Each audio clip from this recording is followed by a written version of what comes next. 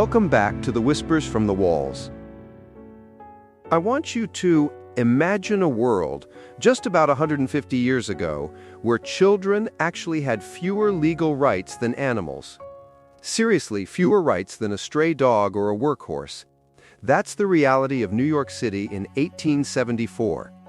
The Gilded Age, a time of immense wealth and rapid change, but also stark, brutal inequalities. Fewer rights than animals? That's astonishing. It's hard to even wrap my head around.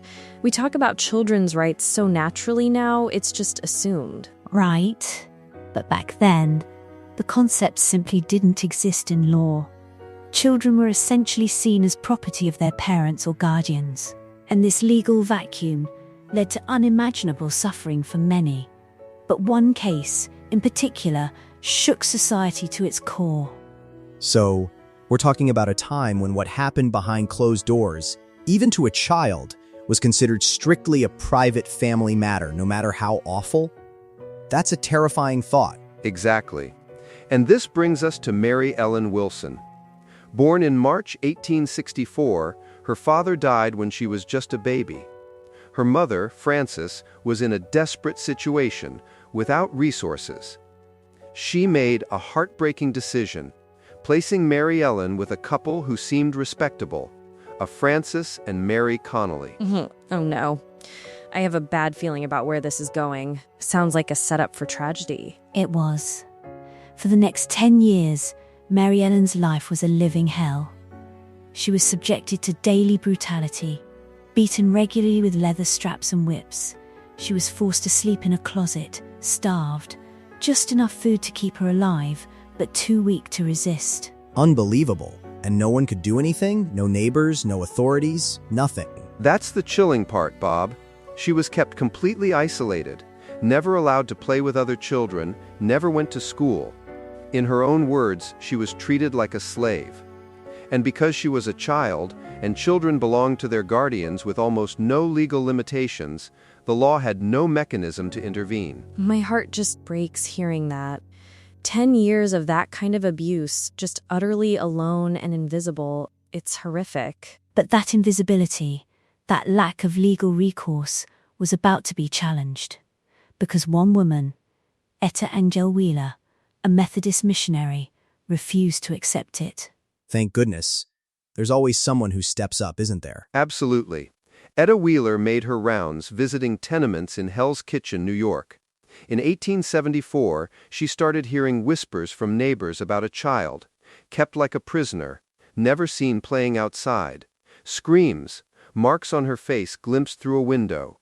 The usual signs, but everyone felt helpless. So she actually investigated? She didn't just dismiss it as not my businesses? She absolutely didn't. She investigated, and what she found was horrifying. A 10-year-old girl, so thin her bones showed, covered in scars and bruises, wearing rags, with eyes that carried a terror no child should ever know. That was Mary Ellen. Wheeler was determined to rescue her, but here's where the legal brick wall came up. She went to the police, they couldn't help, no crime had been reported against a child in this context. She went to charitable organizations. They sympathized but had no authority to intervene in private family matters. And child welfare institutions. Those must have existed, right? I mean, even then, there were orphanages and things. Surprisingly, no. Not in the way we understand them today for protection against abuse. The concept of child welfare institutions dedicated to intervening in abuse cases simply didn't exist. There were no laws protecting children from abuse by their guardians. Parents had almost absolute authority. So, basically, unless a child was murdered, what happened in the home was considered off-limits for the law. That's just a complete blind spot in the legal system. Precisely. Children were essentially property. But Etta Wheeler wasn't one to give up. And then, she had an idea. One that some might call absurd, others brilliant. Oh, now I'm intrigued. What was it? She realized something profound. If the law protected animals from cruelty, why couldn't it protect children? See, the American Society for the Prevention of Cruelty to Animals, the ASPCA, had been founded in 1866 by a wealthy philanthropist named Henry Bergh. The ASPCA, I know them. They're still around, doing incredible work for animals. Exactly. And by 1874, they had successfully prosecuted numerous cases of animal cruelty. Horses, dogs, even chickens had legal advocates. Children, shockingly, did not. So she went to the ASPCA with a child's case? She did. Wheeler approached Henry Bergh with Mary Ellen's case, and the argument she made, according to some accounts, was devastatingly simple. The child is an animal. If there is no justice for it as a human being, it shall at least have the rights of a stray dog. Wow, that's an incredible statement. It really lays bare the absurdity of the situation. It was a stark, powerful truth. While the actual legal strategy was more nuanced, using arguments about habeas corpus and the state's duty to protect those unable to protect themselves, the underlying point was horrifyingly clear. A 10-year-old girl could only be rescued by applying laws designed for livestock. That's just mind-boggling. It highlights such a fundamental flaw in the legal framework of the time. Bergh must have been moved by that. He was. Bergh brought in Elbridge Gerry, a lawyer, and together they secured a warrant. On April 9, 1874, authorities arrived at the Connolly home and removed Mary Ellen Wilson. Finally, a moment of hope. After so many years, she was finally getting out. But her condition was shocking. Witnesses were horrified. She weighed less than 40 pounds, covered in scars, some fresh, some old. She had a gash on her face from where Mary Connolly had struck her with scissors. Scissors. Oh, the brutality. And she was just wearing rags, right? In April in New York, that would still be cold. Exactly, just a thin, ragged dress despite the cold. A photographer documented her injuries. Those images, a tiny, terrified child with visible trauma, they galvanized public opinion in a way words alone couldn't. I can only imagine how powerful those images must have been, to see that innocence so utterly destroyed. But the most powerful evidence, the most impactful, came from Mary Ellen herself. In court, this 10-year-old girl testified about her abuse. A 10-year-old testifying in court. That's got to be incredibly brave, especially after everything she'd been through. Incredibly brave. Her words are preserved in court records, and they are heartbreaking. She described her life in a small, matter-of-fact voice. My father and mother are both dead. I don't know how old I am. I have no recollection of ever having been kissed by anyone. I have never been taken on my mama's lap and caressed or petted. Oh my goodness. Never been kissed. That's just gut-wrenching. A child should know nothing but love and affection. She continued, I never dared to speak to anybody, because if I did, I would get whipped. Whenever Mama went out, I was locked up in the bedroom. I have no shoes or stockings this winter. I have been whipped with a twisted whip, a rawhide. The whip always left a black and blue mark on my body. And the scissors wound, did she talk about that too? Yes. She was asked about the gash on her face. Mama struck me, she said, simply. The courtroom was silent. Here was a child, small, vulnerable, speaking calmly about horrors that should never have happened, about brutality that had been invisible because no one thought to look, and no laws existed to make looking mandatory. That silence must have been incredibly powerful. The weight of all that unspoken suffering finally being brought to light. The testimony was undeniable. Mary Connolly was found guilty of assault and battery and sentenced to 1 year of hard labor in prison, later extended. By modern standards, it seems shockingly light, I know. A year? For that level of sustained, horrific abuse? That's insane. It does seem that way, but you have to remember the context. This was revolutionary. For the very first time in American history, someone had been criminally convicted for abusing a child in their care. It set an unprecedented legal precedent. So, it was less about the sentence and more about the fact that a conviction even happened at all, that it was even acknowledged as a crime. Exactly. The case exploded in newspapers across the country. Suddenly, people were asking questions that had never been asked before. If this could happen to Mary Ellen, how many other children were suffering? If animals had protection, why didn't children? That's the kind of public outcry that can actually change things, isn't it? When people realize a fundamental injustice. It absolutely was.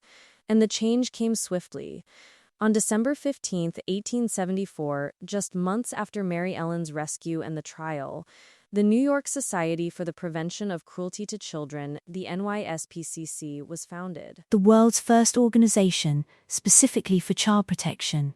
Wow, that's incredible speed, considering the bureaucracy involved in creating new institutions. Henry Bergh, the founder of the ASPCA, served as vice president, and Elbridge Gerry, the lawyer, became president.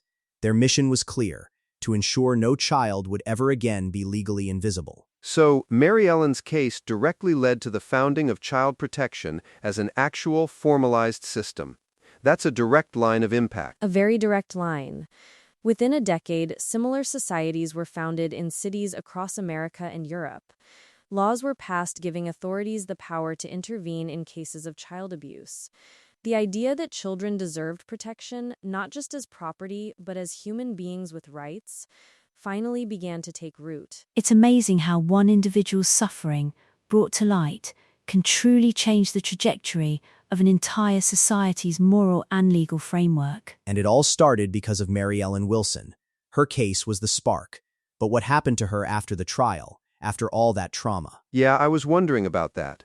Did she ever recover? Was she able to live a normal life? That's the beautiful part of the story. After the trial, she lived briefly with Etta Wheeler's elderly mother, who cared for her with incredible kindness. For the first time, she experienced gentle touch, learned to read and write, and went to school. Oh, that's such a relief to hear. She finally got to experience a childhood, even if it was delayed. She slowly began to understand that not all adults were cruel, that childhood could include something other than fear. She was later adopted by the Shute family in upstate New York, a couple who gave her stability, affection, and the chance to heal. So, she found a loving home. That's so important for breaking those cycles of abuse, isn't it? Absolutely. Mary Ellen grew up, she married Louis Shute, and she had 2 daughters. She devoted herself to creating for her children the loving environment she'd never had. She rarely spoke publicly about her childhood abuse, but her daughters later recalled that she was a devoted, loving mother who never raised her voice, let alone her hand, to them. She broke the cycle. That's the ultimate triumph, isn't it? To take that pain and transform it into something good for her own children. She truly did. She lived to be 92 years old, dying in 1956, outliving by decades the woman who had tortured her. Her impact, though, extended far beyond her own family. And her legacy is still with us, right? I mean, all those child protection systems. Precisely. Because of Mary Ellen Wilson's case, millions of children over the past 150 years have had legal protection. Social workers investigate abuse. Teachers are mandated reporters. Laws allow intervention. Organizations like Child Protective Services exist. And none of that existed before 1874. It really puts into perspective how recent child protection actually is. Before Mary Ellen, children were invisible to justice. After her, they became visible, protected, valued, recognized as human beings who deserved safety. That 10-year-old girl, speaking in a small, quiet voice, didn't just save herself. She saved countless children who would come after her. Her pain wasn't in vain. Her courage changed the world. It's a powerful reminder that even in the darkest circumstances, one voice, one determined person, can spark monumental change. Indeed. Mary Ellen Wilson, the girl who had to be rescued as an animal so she could be protected as a human. The survivor who became a symbol. The child whose voice, finally heard, echoed through history and created a movement that continues today. It makes you remember that these rights we take for granted weren't always there. They were fought for, sometimes by the most unlikely heroes. And it reminds us that vigilance is always needed. The fight for the vulnerable is never truly over. Her name should definitely be remembered. A true pioneer for children's rights. Absolutely. So the next time you hear about child protection, remember Mary Ellen Wilson and the woman who wouldn't give up. It all started with them. Thank you for listening.